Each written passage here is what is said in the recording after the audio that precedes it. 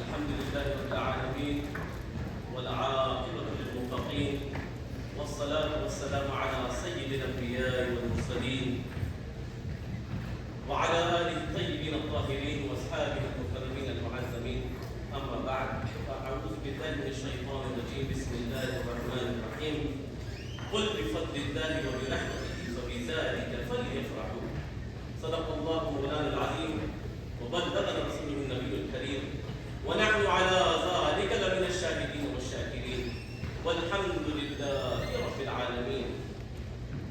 کہ محمد سے وفات تو نے تو ہم تیرے ہیں، یہ جہاں چیز ہے کیا لوح و قلم تیرے ہیں. محترم سامعین و حاضرین، بالخصوص نوشا عروسہ، نوشا کے والدین گرامی، عروسہ کے والدین گرامی، السلام علیکم ورحمۃ اللہ وبرکاتہ.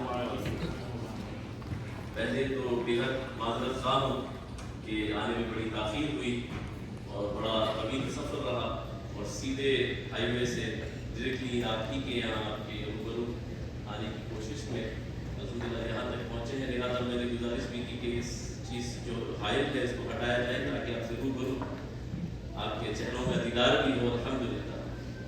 اور مجھے مکمل احساس ہے اور رسول پاک علیہ الصلوۃ والتسلیم کی فرمان کے مطابق کہ یہ مناسب نہ ہوگا، بلکہ دین کی یہ بات بتائی گئی ہے کہ جب کھانے کے لیے لوگ باضابطہ طور پہ تیار ہوں تو ایسے ماحول میں نمازوں کو بھی جو ہے حکم دیا گیا ہے کہ چھوٹی کر لی جائے تاکہ نماز کے اندر خلل نہ ہونے پائے.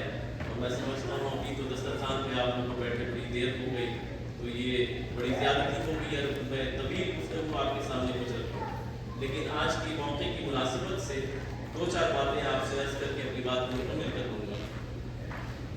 اور ماشاءاللہ ابھی بردر پروفیسر صاحب نے بہت ہی پیاری باتیں، خوبصورت باتیں اور بالکل دل کو اثر کرنے والی باتیں، اور جو کہ دین کا ایسنس ہے، جو کہ دین کی بنیاد ہے، الحمدللہ اس کو بیان فرمایا. اللہ ان کو اجر عظیم عطا فرمائے. عزیزان محترم، نکاح کے تعلق سے جو دین کا مزاج ہے اور جو دین نے ہمیں بتلایا ہے، اور یہ دین وہ دین ہے کہ اسلام صرف ایک چار دیواری کے اندر، صرف مسجد کے اندر آپ کو محدود رہنے کی تلقین نہیں کرتا، بلکہ اسلام باضابطہ طور پہ ایک لیونگ سسٹم ہے. یعنی ہر شے، ہر چیز کائنات کے اندر جو کچھ بھی ہوا ہے اور جو کچھ بھی ہوگا، اور ہماری زندگی کے اندر جو بھی ہمارے معمولات ہیں، ہر وہ چیز آپ کو الحمدللہ اس کے اشارے دین سے آپ کو ملتے ہیں. اور رسول پاک علیہ الصلوۃ والتسلیم کی سنتوں سے صرف اور صرف آپ کو عبادتیں ہی نہیں سیکھنا ہے، آپ کو ریاضتیں ہی نہیں سیکھنا ہے، بلکہ ازدواجی زندگی کے تعلق سے بھی وہ سنتوں کو بھی آپ کو اختیار کرنے کی ضرورت ہے. عزیزان محترم، سب سے پہلے تو یہ کہ نکاح کا جو عظیم مقصد ہے کہ پہلے تو یہ کہ یہ انسانیت کی بقا کے لیے منعقد کیا جاتا ہے کہ انسانیت اور آگے بڑھے، بندگان خدا اور آگے بڑھے. اور جو ایک اس کا اور ضروری مقصد ہے وہ یہ کہ جو اللہ تبارک و تعالیٰ نے عصمت کا، عزت کا، آبرو کا ہمیں جو خزانہ عطا فرمایا ہے اس کی حفاظت ہے. یہ ایک اہم ترین اس کا مقصد ہے کہ وہ جو عصمت ہمیں، عزت ہمیں، آبرو ہمیں اللہ تبارک و تعالیٰ نے عطا فرمائی ہے، اس کو فوری طور پہ بچا لیا جائے. بلکہ ارشاد یہ فرمایا کہ تم میں سب سے بہترین وہ ہے جو اپنی عصمت کی حفاظت کرے، اپنے آبرو کی حفاظت کرے، اپنے نگاہوں کی حفاظت کرے. عزیزان محترم، بلکہ بندگان خدا میں وہ جو نوجوان ہیں اور جنہوں نے اپنی عزت اور آبرو کی حفاظت فرمائی، ان کے درجات بہت زیادہ اللہ تبارک و تعالیٰ بلند فرماتا ہے. عزیزان محترم، کہ یہاں یہ معاملہ بھی بڑا پسندیدہ ہے کہ یہ جو دو خاندان کا باہمی تعلق پیدا ہوتا ہے نکاح کے ذریعے، اس کے ذریعے ایک بہترین کمیونٹی تشکیل پائی جاتی ہے، باضابطہ ایک بہترین معاشرہ اس سے پنپتا ہے۔ تو اس کو سمجھنے کی ضرورت ہے۔ اور پھر رسول پاک علیہ الصلوۃ والتسلیم کے باضابطہ طور پہ صحاح 17 کے اندر یہ حدیث شریف ارشاد فرمائی گئی ہے کہ رسول پاک علیہ الصلوۃ والتسلیم نے اپنے اصحاب سے باضابطہ طور پہ حکم دیا کہ یا معشر الشباب، اے لوگوں، اے نوجوانوں، تم کو یہ ضروری ہے کہ تمہارے اندر جو بھی استطاعت رکھتا ہے، یعنی من استطاع منکم، تمہارے اندر جو استطاعت رکھتا ہے، جو طاقت رکھتا ہے نکاح کی، فزوج، اس کو چاہیے یہ کہ وہ نکاح کرنے میں جلدی کرے، وہ ہری کرے، جلد از جلد اس کو چاہیے یہ کہ وہ نکاح کر لے۔ اور خوش نصیب ہے وہ ماں باپ، اور اللہ تبارک و تعالیٰ کی کروڑوں برکتوں کا نزول ان پر ہو کہ جو اپنے اولاد کی حفاظت، ان کی عزتوں کی حفاظت کی خاطر ان کے نکاح میں پہل کرتے ہیں، ان کی جوانی کو بچا لیتے ہیں۔ اللہ تبارک و تعالیٰ ان کے اوپر خوب کرم فرمائے۔ عزیزان محترم، پھر رسول پاک علیہ الصلوۃ والتسلیم نے یہ بھی بات ارشاد فرمائی ہے کہ جو نکاح کرتا ہے اس کا یوں سمجھیے کہ آدھا دین مکمل کر دیا جاتا ہے۔ اب وہ آدھے دین کے لیے اللہ کی خشیت کو اختیار کرے، وہ اللہ سے ڈرے، یعنی نکاح کو باضابطہ طور پہ نصف دین کہا گیا۔ اس کی اہمیت کو سمجھیے کہ اس سے ایک تو ایک کمیونٹی بلڈ ہو رہی ہے کہ خاندانوں کے باہمی تعلق سے ایک باضابطہ معاشرہ پنپ رہا ہے، اور اللہ تبارک و تعالیٰ کی رحمت کو اپنی طرف مبذول کرنے کا یہ ایک بہترین طریقہ کار ہے۔ اب یہ جو ازدواجی زندگی ہے، اس کے اندر میں آپ سے بات عرض کروں، بلکہ ابھی پروفیسر صاحب نے خوبصورت سی بات فرمائی کہ رسول پاک علیہ الصلوۃ والتسلیم کے لیے تو ہر چیز ہماری قربان ہونی چاہیے، اور ہر چیز رسول پاک علیہ الصلوۃ والتسلیم ہی کے ذریعے، چونکہ جو سورس ہے ہمارا، جو ہماری بنیاد ہے دین کی، وہ رسول پاک علیہ الصلوۃ والتسلیم، اور رسول پاک علیہ الصلوۃ والتسلیم کے پاس اس لیے جانا ہے چونکہ حکم الہی ہے، اللہ کا آرڈر ہے، قل ان کنتم تحبون اللہ فاتبعونی یحببکم اللہ۔ اے حبیب، آپ بندگان خدا سے یہ بتلا دیجئے کہ وہ اگر اللہ کے قریب ہونا چاہتے ہیں، بندہ تو چاہتا یہ ہے کہ وہ اللہ کے قریب ہو، اور اللہ یہ فرماتا ہے اگر وہ یہ چاہتے ہیں کہ وہ مجھ سے قربت حاصل کرے تو ان کو چاہیے یہ کہ وہ آپ کی اتباع کرے، آپ کی غلامی کرے، آپ کی پیروی کرے، آپ سے محبت کرے، تو اس کا اللہ تبارک و تعالیٰ ریوارڈ یہ دے گا کہ اللہ ان کو اپنا محبوب کرے۔ یعنی اگر بندہ خدا کی قربت چاہتا ہے تو حکم الہی کہ رسول تک پہنچو، اور رسول تک اگر پہنچ جاؤ گے تو اللہ تبارک و تعالیٰ تمہیں اپنا محبوب کرے۔ چونکہ یہ ہو نہیں سکتا کہ کوئی غلامی کا تو دعویٰ کرے اور ان کی سنتوں کو نہ اپنائے، ان کے قول کو نہ اپنائے، ان کے حکم کو نہ اپنائے۔ عزیزان محترم، رسول پاک علیہ الصلوۃ والتسلیم کہ یہاں ایک صحابی آئے، اور آنے کے بعد انہوں نے عرض کیا، یا رسول اللہ، بات دراصل یہ ہے کہ میرا اونٹ پاگل ہو گیا، وہ دیوانہ ہو گیا، عجب سا کام کر رہا، بڑا خطرناک ہو گیا۔ اب آپ اندازہ لگائیے کہ اونٹ کا پاگل ہونا، اس کا تو تعلیمات قرآن سے کیا تعلق ہے، رسول پاک کی تبلیغ سے اس کا تعلق کیا ہے، لیکن جو امتی ہوتا ہے، جو صحابی ہے، اس کا یہ عقیدہ ہے کہ ہر مرض کی اگر کوئی دوا ہے تو رسول پاک علیہ الصلوۃ والتسلیم کی دوا۔ یہ نہیں کہا گیا کہ بھائی اس کے لیے تو کسی اور کے پاس جاؤ جو جانوروں کا علاج کرنے والا ہے، رسول پاک کے پاس حاضر ہو گئے۔ رسول پاک علیہ الصلوۃ والتسلیم اس اونٹ کی طرف جب تشریف لے گئے تو آپ کے ساتھ اصحاب بھی موجود۔ اب انہوں نے دیکھا یہ کہ اصحاب فکر میں آ گئے، پریشان ہو گئے کہ یہ اونٹ کے خدا نہ خواستہ رسول پاک کو تکلیف نہ پہنچا دے، اذیت نہ پہنچا دے، وہ بھاگتا ہوا رسول پاک کے پاس آیا. اونٹ ہے، جانور ہے، لیکن اللہ تبارک و تعالیٰ نے رسول پاک کو پوری کائنات کا رسول بنا کر بھیجا. صرف انسانوں کا نہیں بلکہ رحمت للعالمین بنا کر بھیجا. صرف اور صرف مسلمانوں کے لیے رحمت بنا کر نہیں بھیجا، بلکہ وما ارسلناک الا رحمت للعالمین، تمام عالمین کے لیے رحمت ہے. تو وہ جانور کے لیے بھی رحمت ہے، وہ پیڑوں کے لیے بھی رحمت ہے، وہ ہر چیز کے لیے رحمت ہے. اب رسول پاک علیہ الصلوۃ والتسلیم کو جیسے وہ اونٹ دیکھتا ہے، وہ رسول پاک علیہ الصلوۃ والتسلیم کی طرف رن کرتے ہوئے دوڑتا ہوا آ جاتا ہے اور باضابطہ اپنے سر کو رسول پاک کے قدموں میں ڈال دیتا ہے. صحابہ کی حدیث ہے. اب جیسے اصحاب نے یہ عمل دیکھا کہ جانور ہے لیکن رسول اللہ صلی اللہ علیہ وآلہ وسلم کے قدموں میں اپنے سر کو رکھ دیتا ہے، اور رسول پاک علیہ الصلوۃ والتسلیم بڑی رحمت سے اپنے دست مبارک کو اس کے سر پہ پھیرتے ہیں. اب کالوا ہوتا ہے تو وہ باضابطہ طور پہ رسول پاک علیہ الصلوۃ والتسلیم سے شکایت کرتا ہے کہ یہ مجھ سے بہت زیادہ کام لیتے ہیں اور مجھے چارہ بھی نہیں ڈالتے، مجھے کھانے کو نہیں دیتے. جانور کی زبان ہے اور رسول پاک سے بیان ہوئی اور رسول پاک سماعت فرمایا وَعَلَّمَكَ مَا لَمْ تَكُنْ تَعْلَمْ، کہ حبیب ہم نے آپ کو ہر وہ چیز کا علم دے دیا جو کچھ کہ آپ نہیں جانتے. اب یہ اس کے ذریعے اللہ تبارک و تعالیٰ نے رسول پاک کو طاقت و قوت عطا فرمائی کہ آپ نے مکالمہ کیا.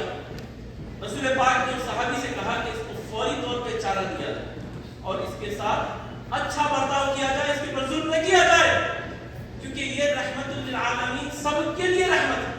اب جیسے اس عمل کو دوسرے اصحاب نے دیکھا، انہوں نے کہا نحن احق ان نسجد للنبی، یا رسول اللہ ہم جو ہے جیسے اس پوزیشن کو دیکھا، اس کیفیت کو دیکھا کہ وہ سجدے کے مانند تھا، اونٹ کی جو کیفیت تھی وہ سجدے کے مانند رسول پاک کے قدموں میں گر گیا. جیسے صحابہ نے دیکھا انہوں نے کہا یا رسول اللہ یہ ہمارے لیے زیادہ حق ہے کہ ہم آپ کو سجدہ کرنا چاہتے ہیں، ہم آپ کو آپ کے اصحاب ہونے کی وجہ ہم آپ کو سجدہ کرنا چاہتے ہیں. اب یہاں پہ تا قیامت کی صبح تک اللہ تبارک و تعالیٰ کے حبیب نے ایک پیغام عطا فرما دیا کہ سجدہ تعظیمی حرام ہے. سجدہ عبادت وہ ویسے ہی ہر نبی کی شریعت کے اندر حرام تھا، لیکن سجدہ تعظیمی حضرت آدم علیہ نبینا علیہ الصلوۃ والسلام کے زمانے میں کروایا گیا. حضرت یوسف کو حضرت یوسف کے بھائیوں نے یہ سجدہ تعظیمی تھا. سجدہ عبادت تو ہمیشہ ہی سے منع کر دیا گیا، حرام ہے، لیکن رسول پاک علیہ الصلوۃ والتسلیم نے فرمایا یہ حرام یہ نہیں کیا جا سکتا. اس کی اہمیت کو اجاگر کرنے کے لیے ایک پیغام عطا فرمایا، اور مرد کے ذمے جو عورت کے حقوق ہیں اور عورت کے ذمے جو مرد کے حقوق ہیں اس کو باضابطہ طور پہ اس کے اندر ساری چیزیں اس کے اندر موجود ہیں. کہ یعنی عورت عروسہ کے نزدیک جو اس کے شوہر کا خاوند کا حق ہے. اب آپ اس سے نتیجہ اخذ کر لیے کہ رسول پاک علیہ الصلوۃ والتسلیم نے ارشاد فرمایا کہ اگر یہ سجدہ جائز ہوتا تو میں سب سے پہلے خواتین کو اپنے شوہروں کو سجدہ کرنے کا حکم دیتا. اب آپ اس سے اندازہ لگائیے اس کے اندر ساری چیزیں ہیں کہ کس قدر ایک عورت اپنے شوہر کے لیے اس کے کیا حقوق ہے، اس کے شوہر کے لیے کس طریقے سے اس کی وہ ریسپیکٹ کرنی چاہیے، کیسے اس کے حق کا اسے پاس و لحاظ کرنا چاہیے. تمام معاملات اس کے اندر آ جاتے ہیں. آپ اس سے اندازہ لگائیں گے کہ رسول پاک نے ایسی عظیم بات فرما دی کہ اگر سجدہ جائز ہوتا نہیں ہے لیکن اگر ہوتا تو میں خواتین کو یہ حکم دیتا کہ وہ اپنے شوہروں کو سجدہ کریں. اور قرآن پاک میں اللہ تبارک و تعالیٰ نے ایک اور جگہ ارشاد فرما دیا کہ الرجال قوامون علی النساء، کہ مرد کو عورتوں پہ حاکم بنا کر بھیجا گیا ہے. اور میں کوئی یہ دادا جان نانا جان کی کتاب سے نہیں کہہ رہا، قرآن کی بات کر رہا ہوں. یہ اللہ کا حکم ہے. کوئی بہن فکر کرنے کی ضرورت نہیں، اللہ کا حکم ہے. لیکن اسلام ایک ایسا بہترین مذہب ہے، اسلام ایک ایسا بہترین لیونگ سسٹم ہے کہ خدا کی قسم اگر اس کو اختیار کر لیا جائے تو فتح ہی فتح ہے، کامیابی ہی کامیابی، کامرانی ہی کامرانی. عزیزان محترم، اب رسول پاک علیہ الصلوۃ والتسلیم نے ارشاد فرمایا، چونکہ ہمارے جو دین کی بنیاد ہے وہ قرآن ہے اور سنت نبوی علی صاحب الصلوۃ والسلام. اب رسول پاک علیہ الصلوۃ والتسلیم ارشاد فرماتے ہیں کہ خیرکم خیرکم لأہلہ وَأَنَا خَيْرُكُمْ لِأَهْلِي. اللہ اکبر. دیکھیں کیا خوبصورت بات بیان فرمائی. ایک بات یہ فرمائی کہ جو خواتین کے نزدیک ان کے شوہر کے حق ہیں وہ بتا دیا گیا کہ ان کے ذمہ کیا ہے، اور کہ بھئی ایک ہی حاکم ہو سکتا ہے، ایک ملک کا ایک پریزیڈنٹ، ایک پرائم منسٹر، دو پرائم منسٹر ہو جائیں اور فیصلہ کرنے والے دو پریزیڈنٹ ہو جائیں تو پھر انتشار ہو. بلکہ سائیکالوجی کے جو اسکالرز ہیں وہ یہ کہتے ہیں کہ جو کہا جاتا ہے نا کہ بھائی یہ ایک دوسرے کے اندر ان کا مزاج ایسے ڈھل گیا ہے، ہوتا یہ ہے کہ ایک الگ دنیا سے دو گروہ مل رہے ہیں، دو خاندان مل رہے ہیں، دو ایک مرد ایک عورت مل رہے ہیں، تو لازمی بات ہے فکر میں تبدیلی ہوگی، معاملات میں تبدیلی ہوگی، تو آہستہ آہستہ اس چیز کا لحاظ کرتے ہوئے آگے بڑھنا زندگی کو لے کے.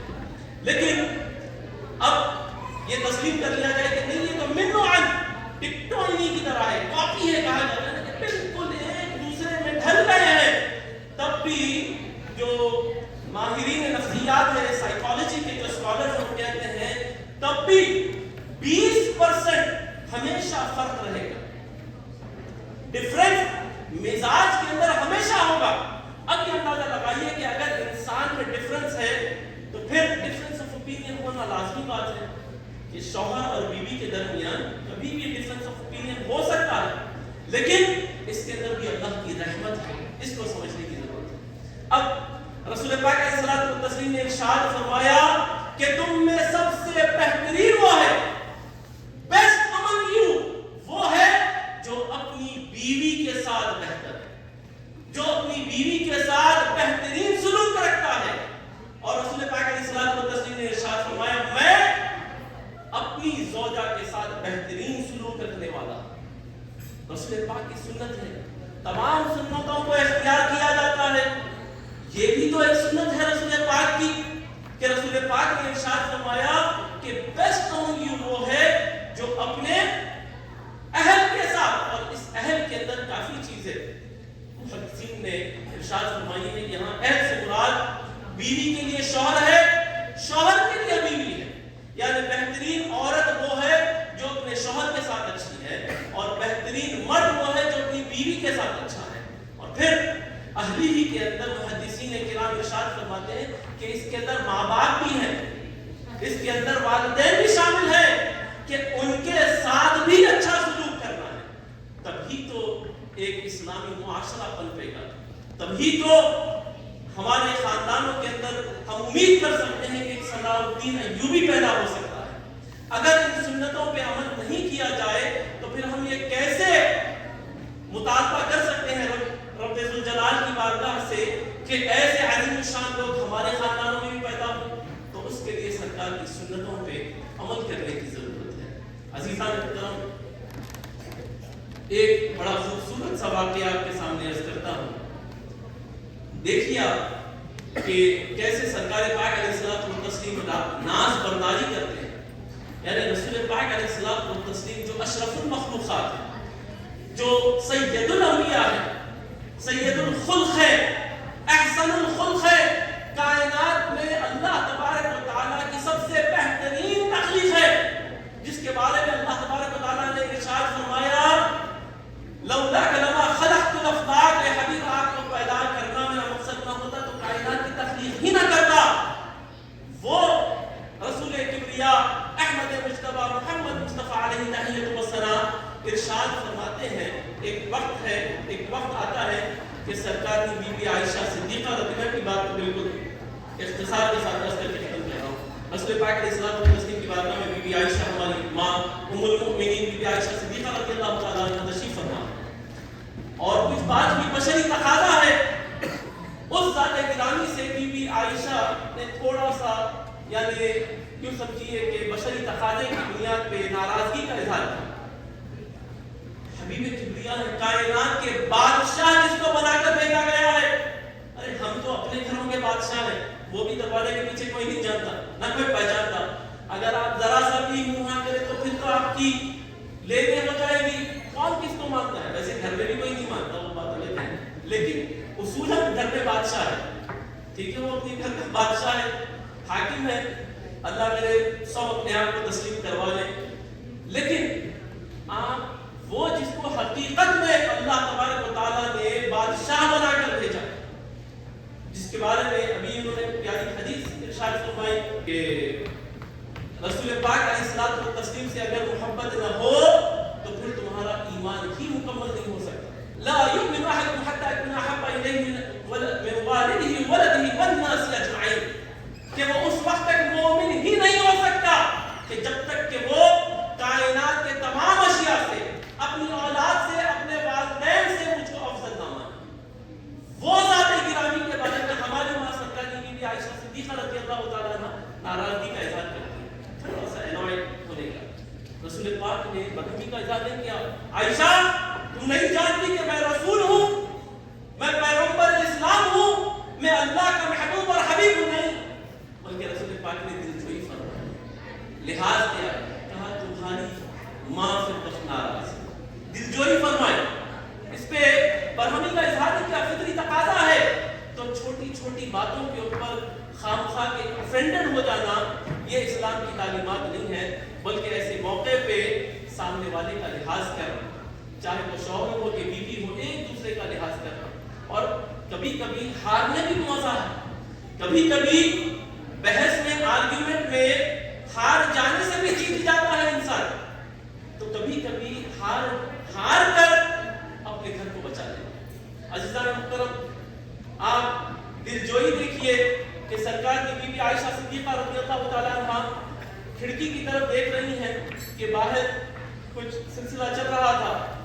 جیسے رسول پاک علیہ الصلوۃ والتسلیم نے دیکھا کہ بی بی عائشہ دیکھنا چاہتی ہیں کہ کیا باہر ہو رہا ہے. عید کے زمانے کا واقعہ ہے، حدیث شریف کے اندر بات آئی ہے، ایک واقعہ آیا ہے. تو رسول پاک علیہ الصلوۃ والتسلیم نے قریب جا کر سرکار کی بی بی عائشہ صدیقہ رضی اللہ تعالیٰ عنہ جو ہماری ماں ہیں، ان کو مومنین ہیں، ان کو کہا میرے شولڈر پہ آپ اپنی ٹھنڈی رکھیے، آپ اپنی چن میرے شولڈر پہ رکھیے تاکہ آپ کو تکلیف نہ ہو، اور آرام سے دیکھیے.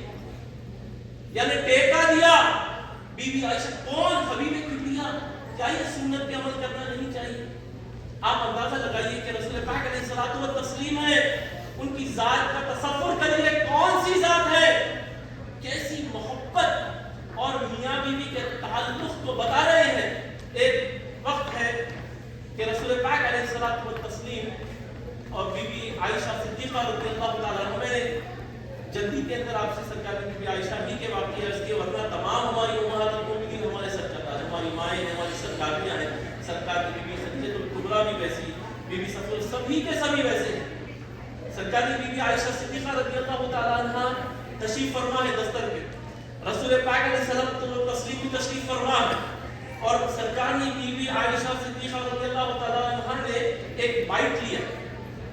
آپ دیکھیے، صرف دین آپ کو تبلیغ، عبادت، زہد یہی نہیں سکھاتا، بلکہ آپ کی نجی زندگی کے اندر رہنے کے بھی طریقے آپ کو بتلاتا. رسول پاک علیہ الصلوۃ والتسلیم ہے اور اپنی